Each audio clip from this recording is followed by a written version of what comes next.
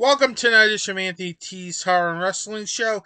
And this edition is all about WWE SummerSlam 2021 and the positive and negatives of this pay-per-view, as this pay-per-view continues to prove that WWE is this bleeping wrestling promotion. So there'll be no news, no horror in this episode. This is focusing on WWE SummerSlam 2021 that took place on August 21st in Las Vegas, Nevada.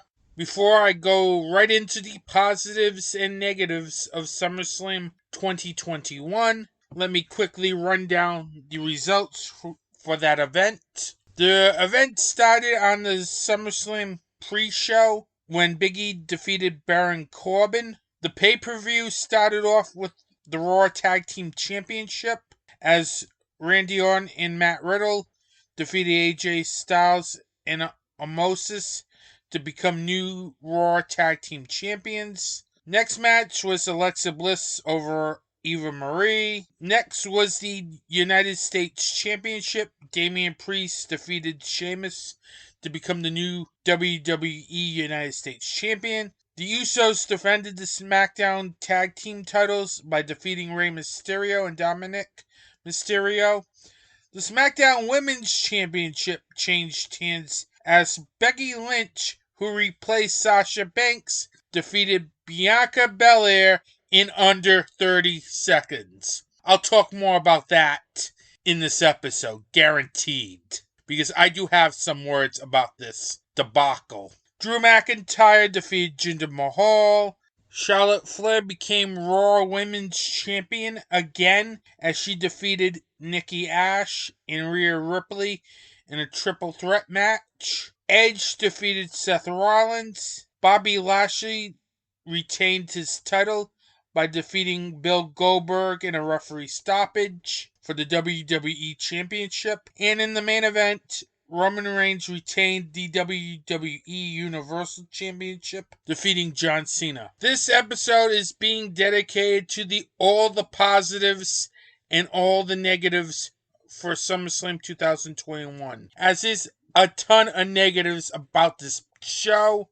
But first, let's talk about the few positives on this pay-per-view. The Damian Priest versus Sheamus match for the US title was a good match. I had a good time watching that match. One of the things I really liked about this match is both of those wrestlers worked very well together in the ring.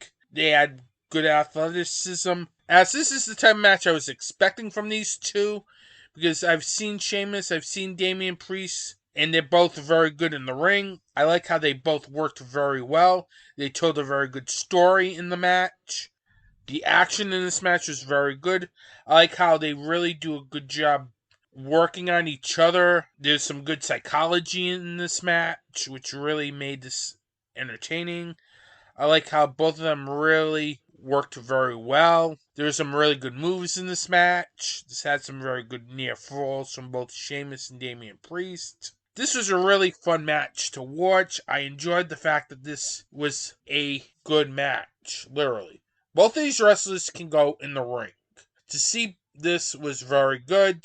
I liked how Sheamus teases the crowd with his chops beneath the ropes. He starts doing it, I think, once or twice, then just stops being the heel that he is.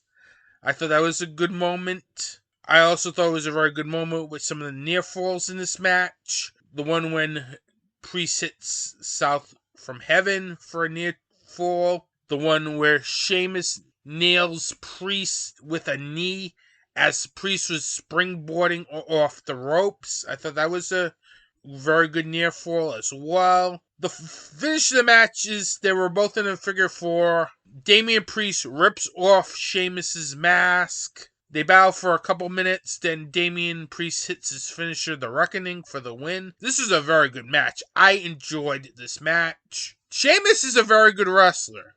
I have to admit, I didn't like him at the beginning of his WWE run. As his career has gone on, Sheamus has improved very well in the ring, and this is probably one of his better matches. I'm also happy that WWE decided to give the US title to Damian Priest. You're going to push some people eventually in this promotion. And I like how they really have taken a liking to Damian Priest. I think it's a very good character. He's very good in the ring. He's very good at giving you quality matches. He's a talent that deserves time in the spotlight, along with a lot of other people on the roster as well, literally. But thankfully, they really decided to give him the US title here, as Damian Priest is a talent. I loved his work in Ring of Honor, and his work here at WWE so far has been good. I like how they've taken a liking to him. I wish they've taken a liking to a lot of other people over the years, like Aleister Black and so on. But I like how they really are pushing Damian Priest. I really hope it continues, because I really think he can grow into a main event player for the company. And Sheamus, I would like to see back at some point in the main event scene. He can wrestle. There's no question about it. He's improved over the years, and in this run as well. He can be a good, useful wrestler on their roster, especially that he's on the Raw roster, where there's hardly anybody on that roster, literally, that can be of note. So I'm happy that they did the title change here and gave it to Damian Priest. It was the right move. Sheamus doesn't need the title, as he could probably go back and forth between the upper card and mid card. So this was a very good match, and quite frankly, one of the better matches on this card, which isn't saying much. The next positive that I have is also a positive and a negative. It is the Triple Threat Raw Women's Championship match, with Nikki Ash defending her title against Charlotte Flair and Rhea Ripley.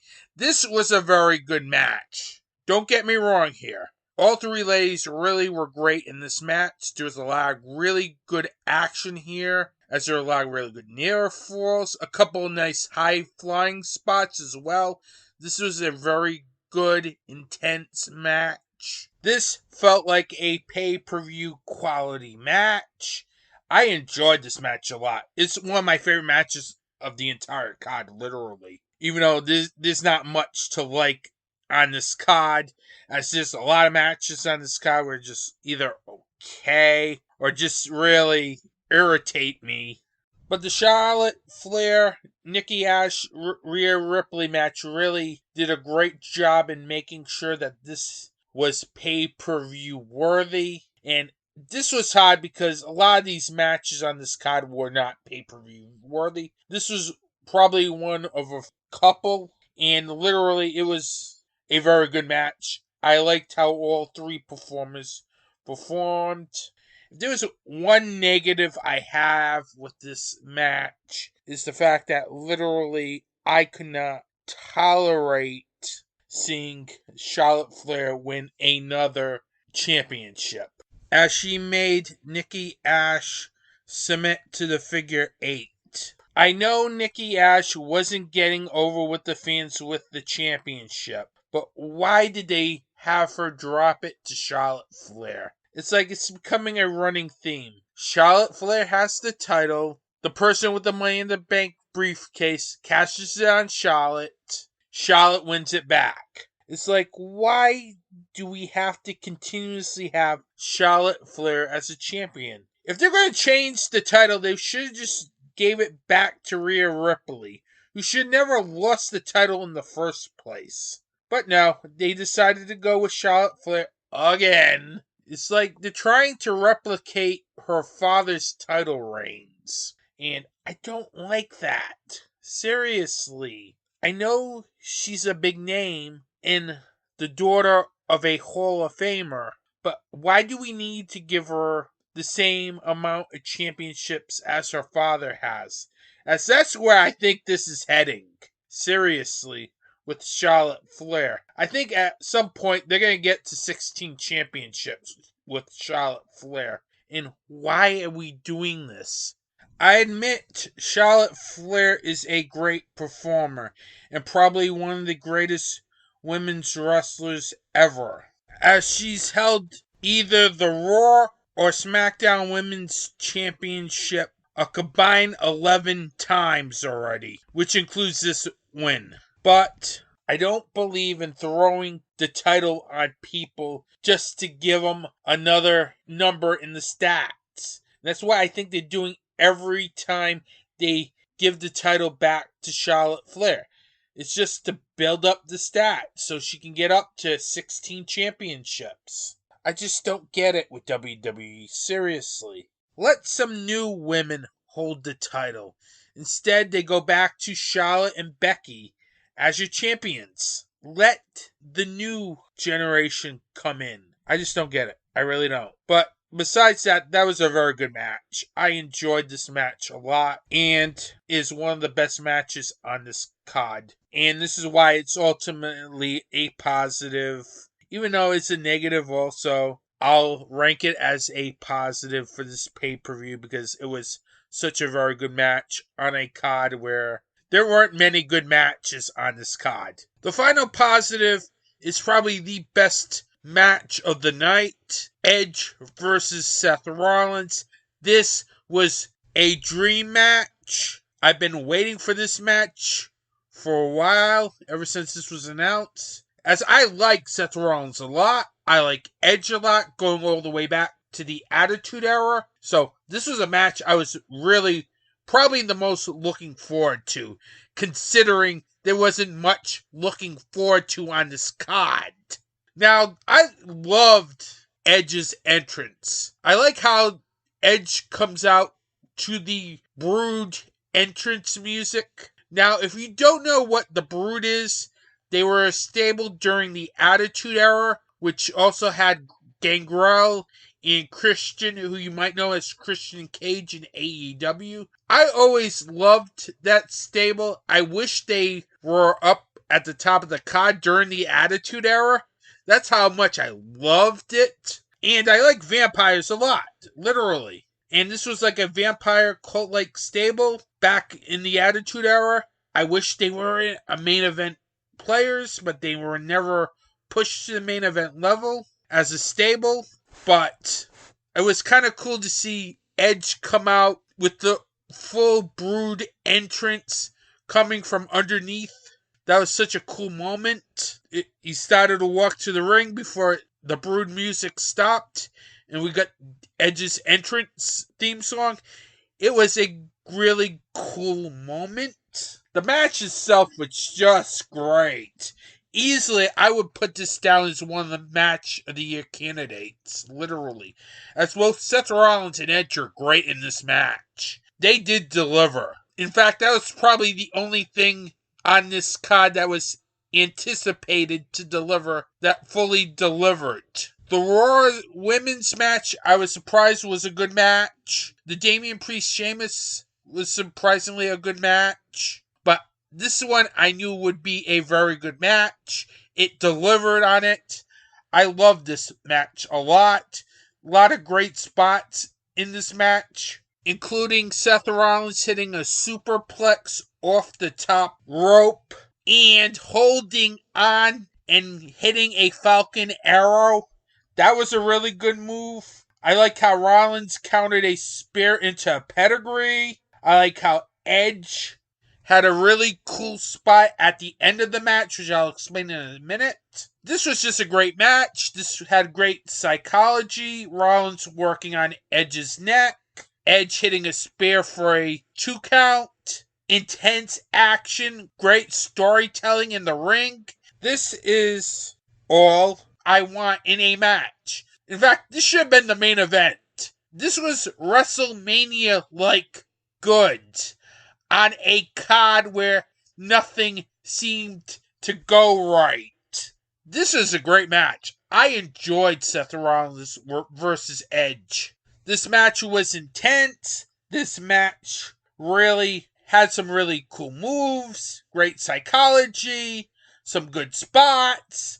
All you want in a top tier match. I just wish most of the other matches had the same intensity and the same storytelling as Edge versus Rollins here, as this really is one of the best matches of the year, period.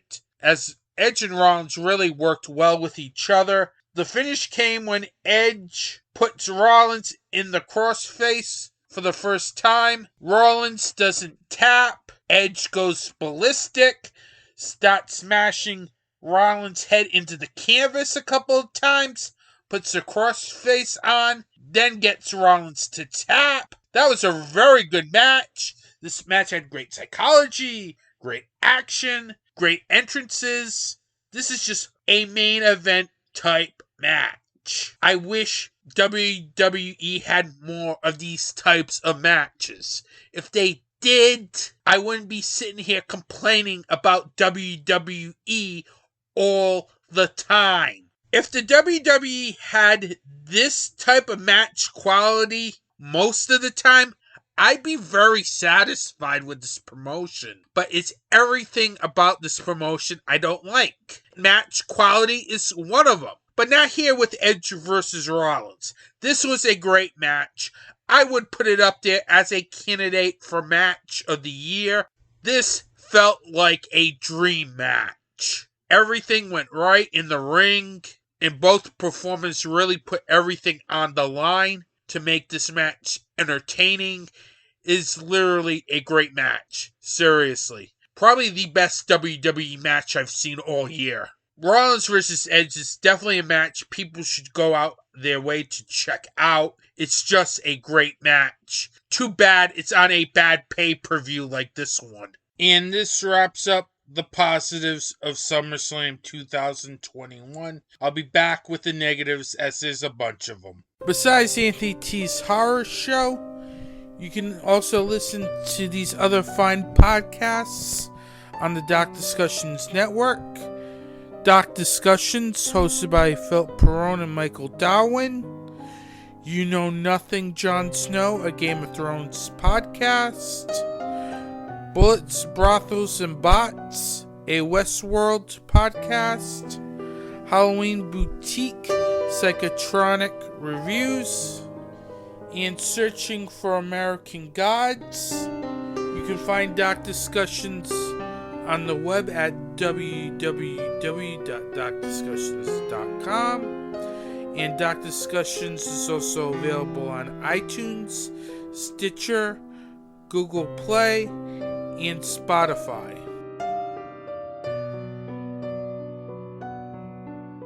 Now we move on to the negatives, and there is some really glaring negatives on this pay-per-view, as this was not a good pay-per-view. This was one of those pay-per-views where it was just hard to sit through, seriously. You had literally 3 squash matches. You had probably the greatest case of false advertising, and you had your top championship matches annoy me. This is the negatives of SummerSlam 2021. The first negative is the Alexa Bliss versus Eva Marie match. This was like the second match on the card. This match was just thankfully short, first of all, because literally I could not take a 10-minute match with those two. This match was just I literally just wanted to just fast forward through this match. The chemistry's not there. Eva Marie proves in 2021 that she still cannot wrestle. It's like, why is she still with this company? And people like Mercedes Martinez, Ruby Riott are gone. I don't get it. I really don't get why Eva Marie is still with this company. But this match was just boring. There was a spot where Eva Marie was slapping a doll. I can't stand that doll. I'm sorry. They got rid of Bray Wyatt, and this is the replacement we get. Alexa Bliss with a creepy doll. I'm sorry. And Alexa Bliss is a good wrestler, but this gimmick needs to go. I'm sorry. I am sick of that doll. There's no place for it. Seriously, there's no place for a character like Lily. I'm sorry. In wrestling. It makes Alexa Bliss look childish, and she should be one of their top female stars, not playing with a doll. Just dumb. Commentary wasn't good on this match. This was basically a squash match with Alexa Bliss winning. Thankfully, it was a short match because literally I could not take a 10-15 minute match with those two. I'm sorry. I cannot take even 5 minutes of Eva Marie wrestling.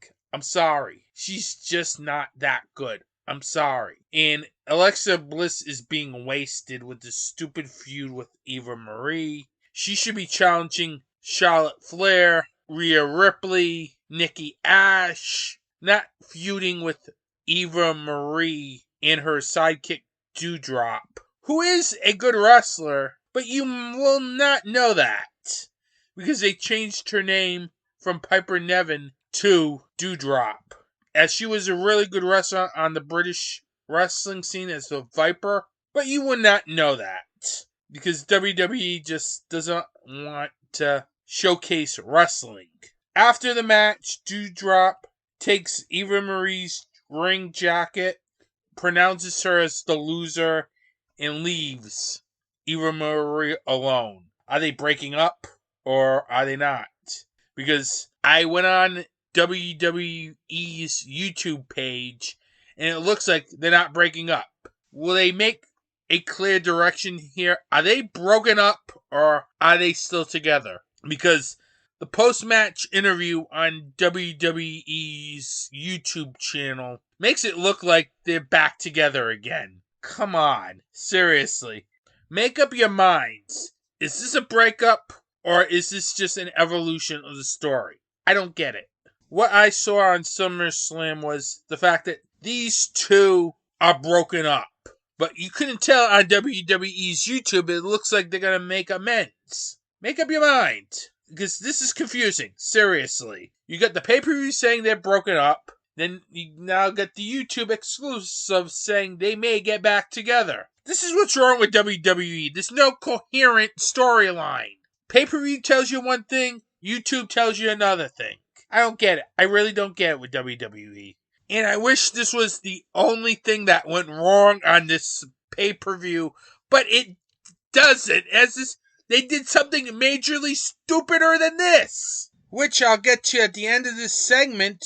But first, another negative to this pay-per-view was the needless segments. These are segments that we could have done without, literally. Seriously.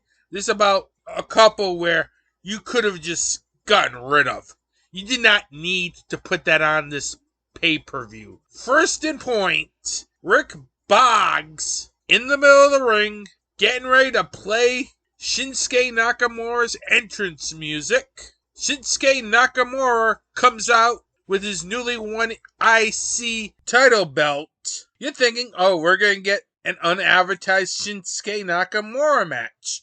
No, instead he just dances to the ring all the way to the SmackDown commentators table so that Pat McAfee can get up top the table and dance along to the music. It was a complete waste of time. A waste of time when you have a 4-hour pay-per-view. This pay-per-view went over 4+. And to have a 2-3 minute segment like that on this pay-per-view when you're way over 4 hours is ridiculous. Come on, WWE. I do not need to see segments that waste my time. And this wasn't the only segment where it was a complete waste of time. On a pay-per-view, I want to see action. I don't want to see people dancing to the ring for no reason at all. It's a waste of my time on a pay-per-view that is way long as is. It's bad enough we get commercials during the pay-per-view. Now these major shows have to have needless segments. This is something you could have done on SmackDown, not on a 4-hour pay-per-view. I'm sorry. And that wasn't the only needless segment I have to gripe about here. The other needless segment is the fact that why do we need product placement on a pay-per-view. Seriously. It's bad enough I have to see commercials on a pay-per-view. Now I gotta see product placement too? Seriously. I don't get WWE. It's like, first we have to have the Army of the Dead tie-in. You all know how that went. That match with Damian Priest versus The Miz with zombies as lumberjacks is still the worst match of the year. Even though there's another match on this card that could qualify as worst match of the year. I'll get to that a little later on. Anytime you put zombies in a match, it's always a bad idea. Unless it's Abaddon. Back to this other needless segment. There was a segment where Miz and Morrison are in the ring, claiming they have some device called a Drip Stick 2000 that they are ready to soak the crowd with. Only problem is they did not bring this device to the ring. Instead, it was stolen by Xavier Woods. He brings that device along with a jug of Pure Life water and sprays Miz and Morrison after doing a Scott Hall impression. I don't get why WWE needs to do product placement. I don't get it. I don't like product placement in my movies, and I certainly don't like product placement in my wrestling. I don't understand why WWE needs to do this. This is probably a Nick Khan idea, in which he found some sponsor to put product placement in the middle of a pay-per-view. I don't want product placement. I just want wrestling. That's it. Wrestling. How hard is that? But instead we have goofy product placement, and it doesn't work well. I'm sorry. It's just so embarrassing to watch. It just makes wrestling look bad. Seriously. All these goofy segments with zombies, water trucks. Yes, Miz and Morrison brought a water truck to SummerSlam. That happened during the pre-show. It's stupid. It's just stupid. Stupid. I wish we just have wrestling and wrestling only. Or have a promo regarding something. Not some stupid 5-minute segment that is paid for by an advertiser. I'm sorry. I don't want advertising in my wrestling. I just want to see a pay-per-view, and that's it. That's why it's a negative. Because I'm sick of needless segments. It's 4 hours and 11 minutes, this whole pay-per-view. This pay-per-view could have been trimmed about 10-20 minutes. Seriously. That's why I don't like 4-hour events that just go on for the sake of nothing. Just to get over a product placement or just to get over somebody's entrance so they can have a moment. That's the problem with WWE. They're so focused on moments. I don't want moments. I want wrestling. This pay-per-view seemed to focus on moments more than wrestling. And those are 2 examples. The next negative, and probably the biggest negative out of this whole pay-per-view, is the fact that they falsely advertised Sasha Banks versus Bianca Belair. This is what happened. First, they played a video package hyping up the Sasha Banks versus Bianca Belair match. Then Bianca Belair comes to the ring. The ring announcer then announces that Sasha Banks isn't there at the venue and will not be on the card tonight. First of all, why the hell did they promote Sasha Banks versus Bianca Belair on SmackDown when they knew this match was not gonna happen? Seriously, WWE. This is why this promotion earns the title, this bleeping wrestling promotion. It is stuff like this that makes me angry, and I have to title this promotion this bleeping wrestling promotion because this was BS. Seriously. I don't know why you promote a match between Belair and Banks when you knew probably days before that Sasha Banks wasn't gonna be at the venue that day. I don't get this. I really don't, WWE. Seriously, Vince. Why are you promoting matches that aren't gonna happen? If you told us fans that this match wasn't gonna happen on the SmackDown the night before, and tell everyone that Bianca Belair will be facing a mystery opponent. Or just take the match off the card. Seriously, WWE. This is why I am fed up with this promotion. This is why I can't give any money to this promotion. I just can't. I can't give it in merch. I can't say I love WWE. This is why people think I am a WWE hater. Because I'm telling you the truth here. That is screwed up. That they promoted a match that they knew it wasn't going to happen. Why the hell are you running a video package before Bianca Belair's match? Seriously. You know the match ain't happening. Why are we seeing a video package? It's bad enough we have a 4+ hour pay-per-view. You're wasting more time. Following that wasteless segment with King Nakamura dancing to the ring all the way to the SmackDown commentator's booth, which I'll talk about later. Why are we wasting time? Seriously, Vince. It's like you guys put on a 4-hour plus show. It's bad enough we have commercials in it. Why? Why do we have to sit through a video package of a match that isn't going to happen? That is false advertising. It ain't card subject to change. They should have been upfront with the fans. The fans would have been forgiving. But instead, you guys continue to promote a match that was not going to happen. And worst of all, you killed maybe 2 or 3 minutes on a video package for a match that wasn't happening. This is why I hate WWE people. Seriously, they don't know what the hell they're doing. This is why I made a video a couple of weeks ago on the YouTube channel claiming this promotion, this bleeping wrestling promotion. Because it's things like this that makes WWE earn that title. Seriously. They don't care about the fans. They don't care about anybody. They just book as they go. I hate to tell you, you guys have competition now. And this stuff isn't gonna fly for much longer. As the worst thing you could do as a promoter is have to change the card at the last minute. I can understand if there's like some issues with travel or something, that I understand. But when you knew about it and you pulled Banks and Belair off of a house show 7-8 days prior to SummerSlam, you should have been upfront with the fans, saying this match was not going to happen. But you didn't. You just decided, let's just make the announcement at the pay-per-view. And this match was one of the most anticipated matches on this card. This wasn't some low-card, mid-card match.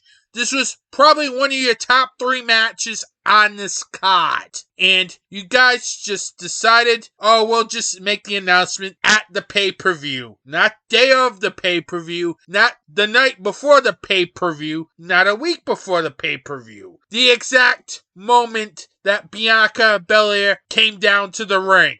This is why WWE does not have goodwill from the hardcore wrestling fans. Because they continue to do stupid things like releasing popular wrestlers. And now we're just going to change the card right at the last second. Even though we know this match is probably not happening a week ago. They could have done this last night, told everybody that Bianca Belair was going to face a mystery opponent or be off the card completely. But instead, they just went ahead, continued to promote the match, even though this match wasn't happening. And by judging when Carmella came out, the fans were pissed. Like everyone here, wanting Belair versus Banks, they were pissed off. You'd think it would get better. At least it would try to make up from the Bianca Belair, Sasha Banks debacle. As guess who returns? Becky Lynch. She comes out to a thunderous ovation and then proceeds to attack Carmella and take her spot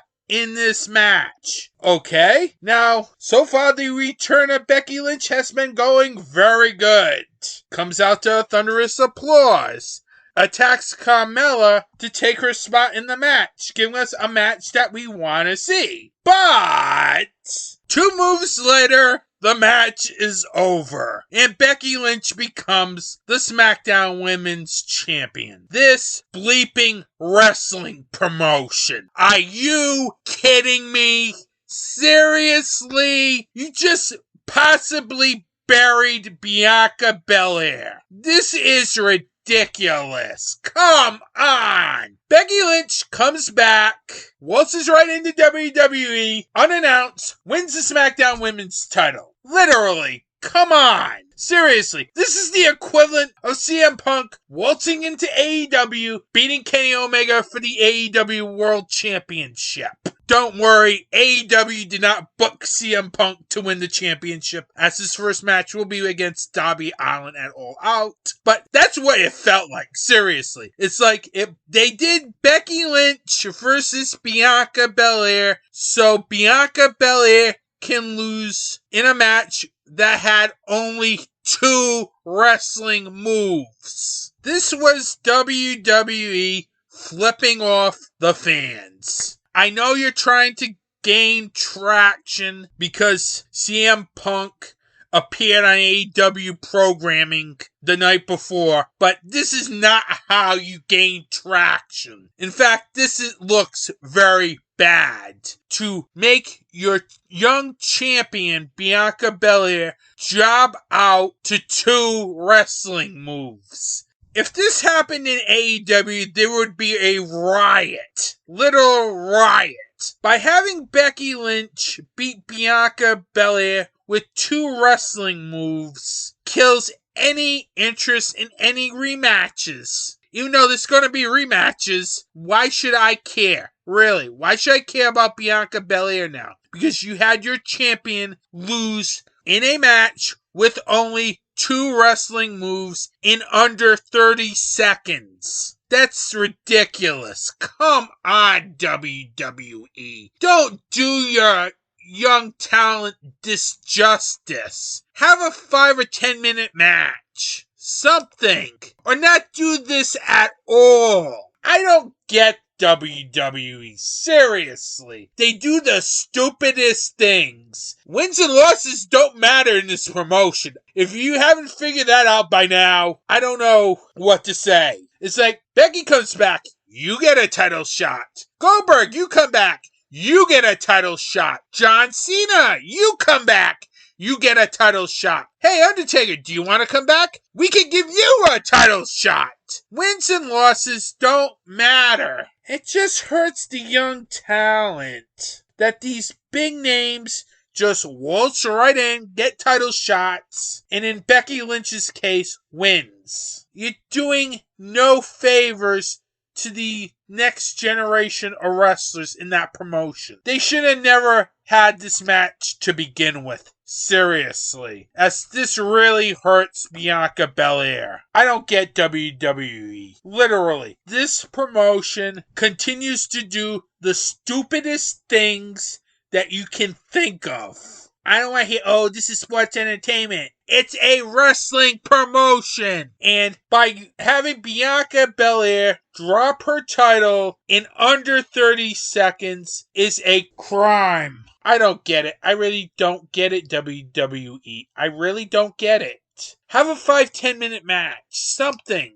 It does her no favors that she loses under 30 seconds. It hurts her. And especially because she's a young talent that is the future of the women's division in WWE. And instead, you have her lose her title in under 30 seconds. Why do they keep doing this? Seriously. They do this to all the very good wrestlers in this promotion. Don't get me wrong. I like Becky Lynch. But I don't want to see a 30-second match where she wins. It does nobody any good.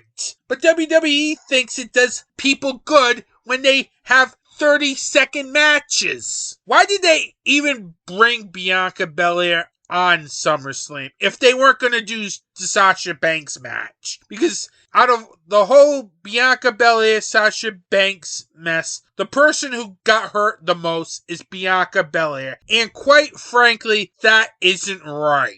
Seriously, Bianca Belair should have never defended her title at SummerSlam. That would have been the best thing for her career. Now, I don't know what happens to her. Seriously. She may bounce back from it, which I hope she does, because she is a very good talent. She knows how to get over, but having her lose in 20 seconds hurts her. And I don't know why someone in WWE thought that was a good idea. She's one of your most over acts on SmackDown. And to have her just lose in 20 seconds is ridiculous. Seriously. To someone who just came back, which even made it worse. I don't get it, WWE. Seriously, Vince. Does anybody in creative have the notion to tell Vince that that might be a bad idea? Because it was mixed when Becky Lynch won in 20 seconds. That's not a good idea. And that's not the type of return you wanted out of a Becky Lynch return. As this was heavily botched, and I think this may have been a knee-jerk reaction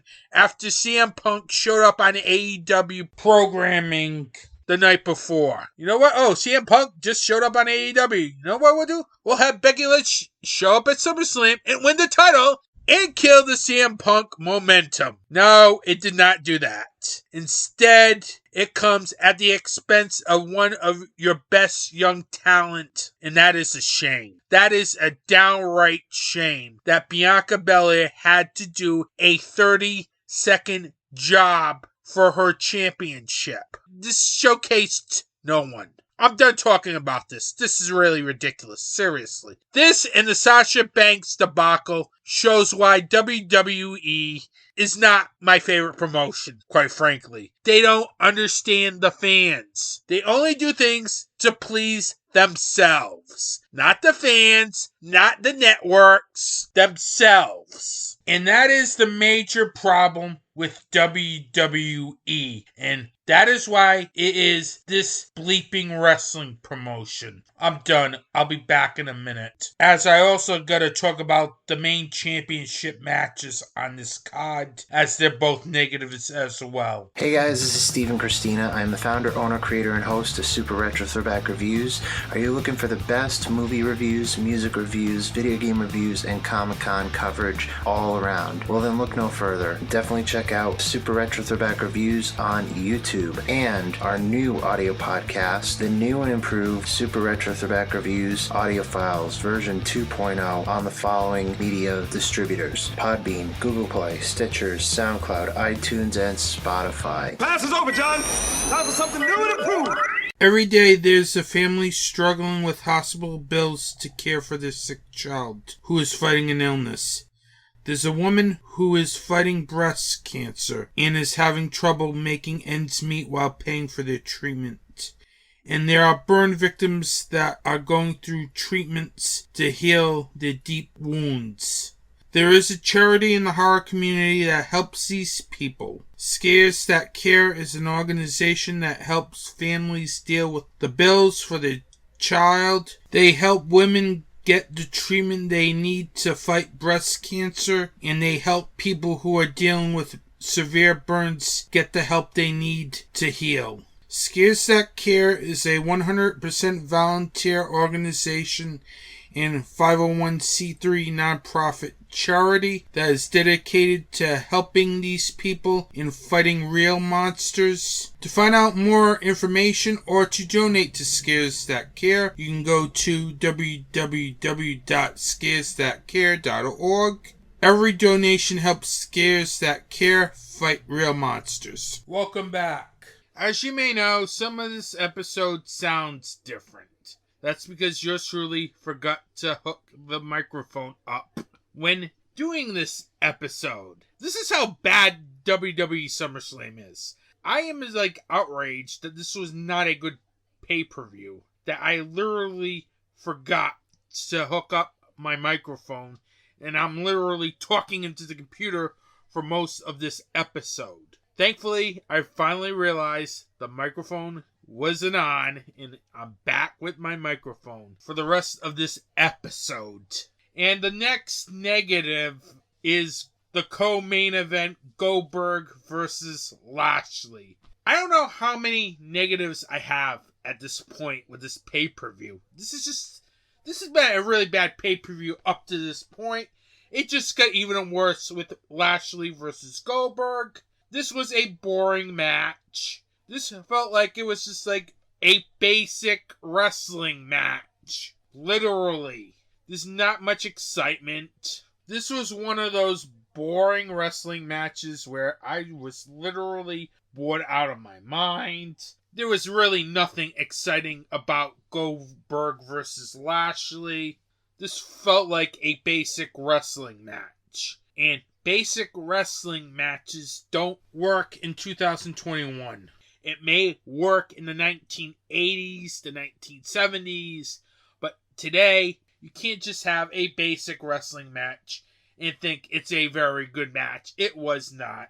It was boring. It was filled with body slams, clotheslines. Then the match gets off the rails when MVP hits Goldberg in the knee with his cane. You have a chop block, dominator, the hurt lock, spear to the knee to the ring post twice. Goldberg gets up from that, but is unable to get up once he gets in the ring. Referee has to call for the bell.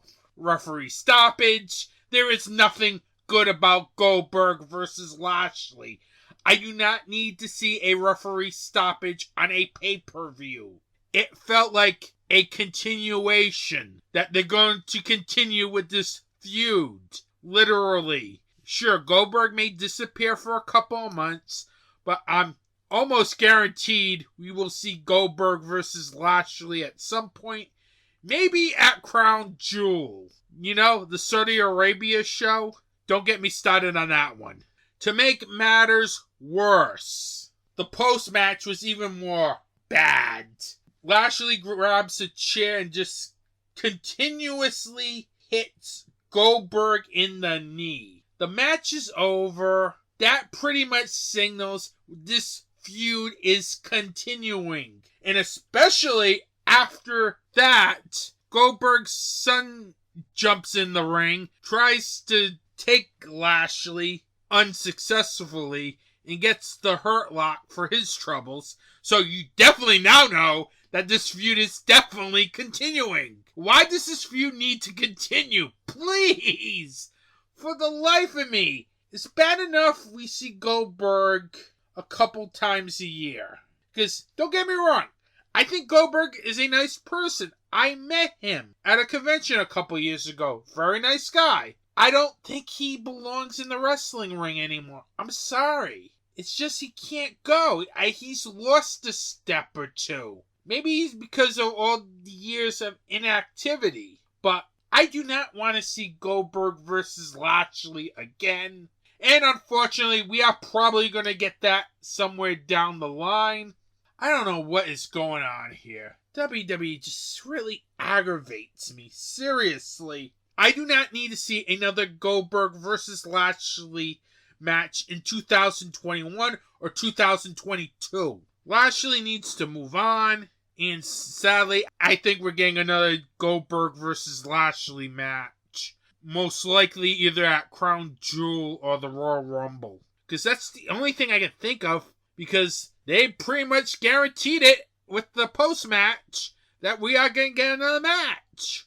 It's ridiculous. Seriously. I do not want to see Goldberg wrestle. Even though he's a nice guy, he needs to retire. I'm sorry. I don't like saying this. Seriously. I don't like to say that about a person, that they need to retire. But Goldberg is not interesting anymore to me. And the fact that we're probably going to get Lashley versus Goldberg too is just mind-boggling. And to have a screwy finish like that on a major pay-per-view is ridiculous. But then again, this is WWE, as that was another negative to this pay-per-view. As quite frankly, this was not a good pay-per-view. And we're now getting up to the main event of this pay-per-view. John Cena versus Roman Reigns for the WWE Universal Championship. And this match was also not good. Seriously. It's like, this pay-per-view was just horrible. Literally. And the main event was no different. As I was really not into John Cena versus Roman Reigns.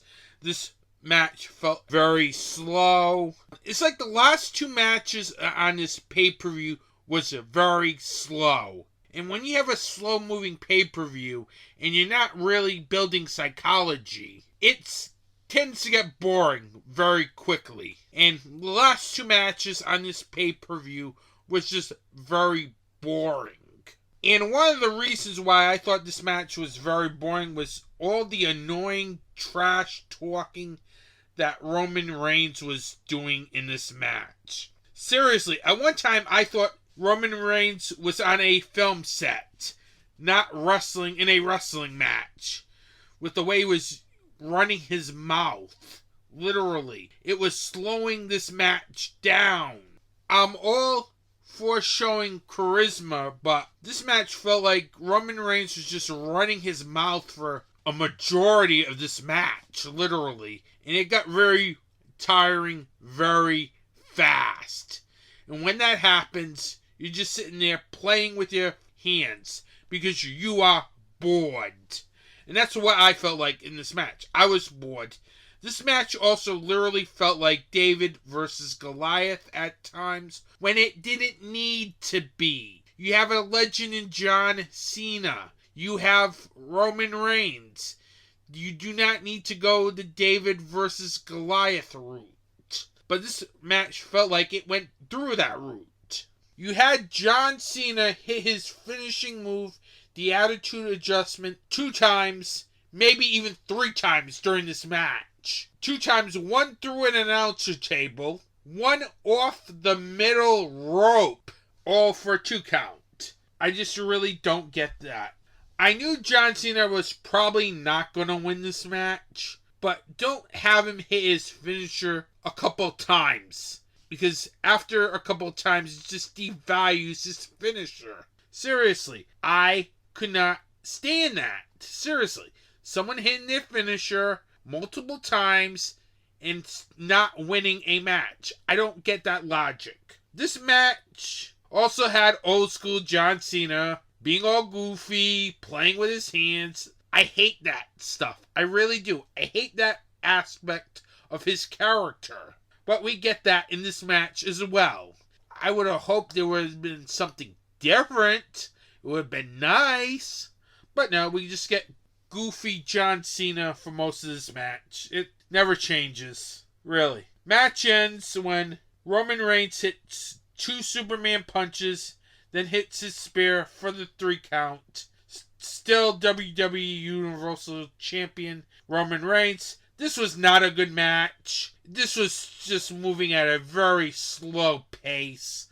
I would have loved to at least seen the pace pick up a little bit, but it was just hard. Half of it is because they literally foreshadowed the end result of that match, where Roman Reigns threatened to leave WWE if he didn't win this match. That's usually a tell that the guy is going to win the match. I don't get it, really. Then, post-match, Roman Reigns celebrates in the ring, and none other than Brock Lesnar returns to WWE. So, you guessed it, Brock Lesnar, you get a title match! It's like, does anybody have to win a match to get a title match in this promotion?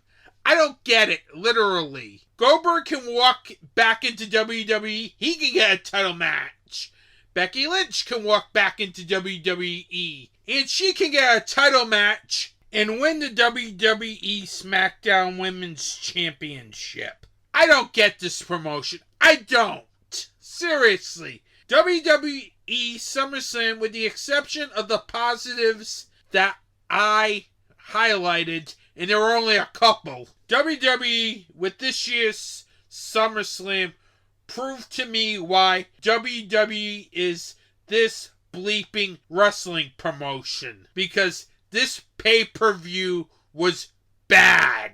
Probably the worst show I've seen all year. And this is a major show. You know what? I'm done talking about SummerSlam 2021. This was a bad pay-per-view. If I had to give it out of 5, I'd probably give it 2 out of 5 stars. And that's being generous. Because this pay-per-view could have easily been a 1-star pay-per-view. A lot of bad stuff on this pay-per-view. I'll be back with a quick commentary to end this episode. They're coming to get you, Barbara. This is Carrie. This is Billy. This is Mr. Bo. And we are from A Podcast from Beneath. You can catch us every Wednesday wherever you find your favorite podcasts. You'll find Anthony T's horror and wrestling show on these social media platforms. On Facebook, Instagram, and the Splasher app at Anthony T's Horror and Wrestling. And on Twitter at Anthony T's Horror. You'll find new episodes on darkdiscussions.com, major podcast providers, and YouTube.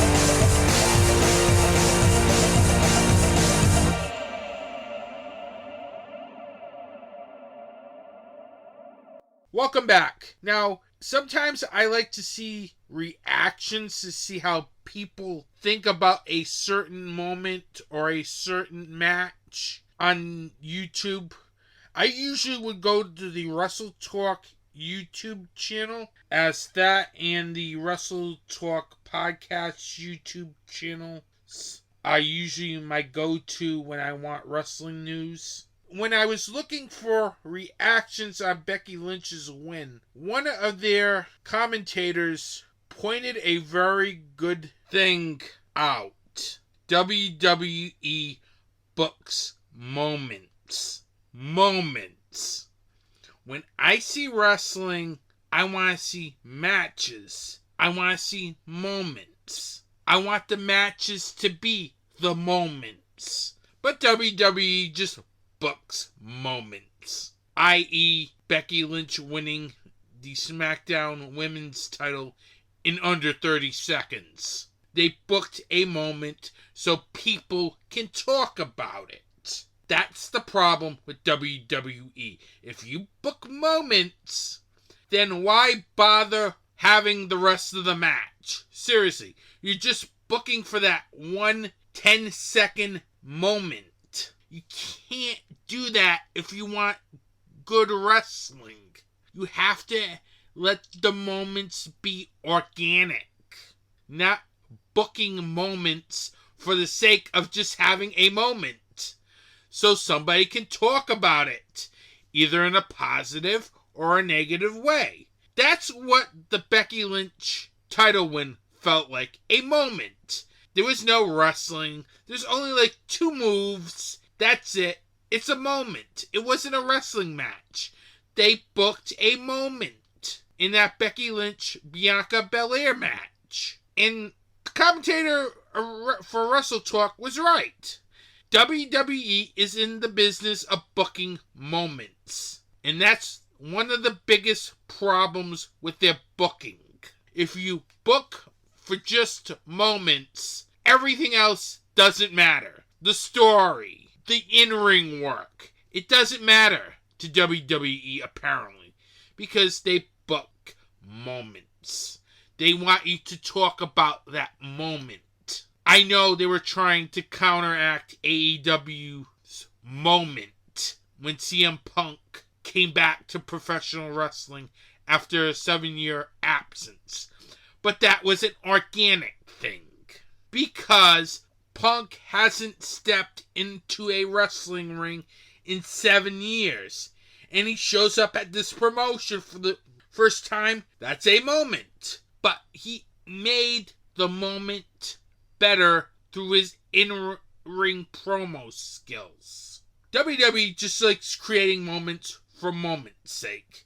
And that's a problem. AEW creates moments organically. When someone returns to professional wrestling after a long absence, that's a moment. But it's an organic moment because that person is coming back for real. He's not being booked to win a title. He's just there to deliver a promo. And the fact that this promo took place in Punk's hometown in Chicago made it even more special. AEW doesn't create moments very often.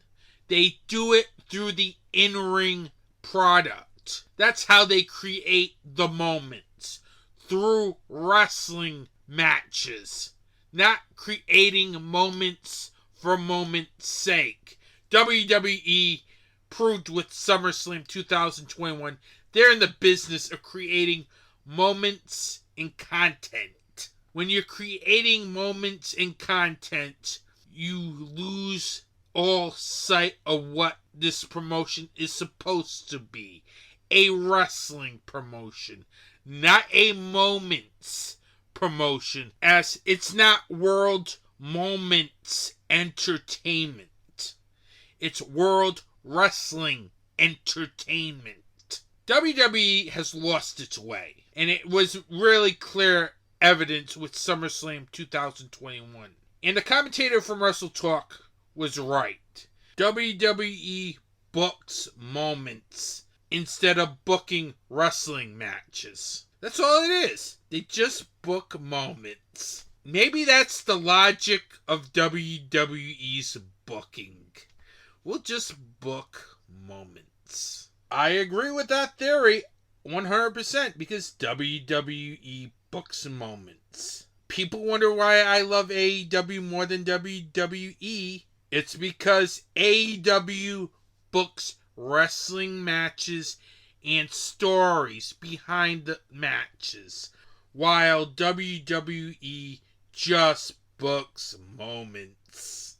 The commentator from Wrestle Talk was just dead on, because I never thought of this theory until he brought it up after Becky Lynch won the title with only 2 moves in the match. The commentator from Wrestle Talk is right.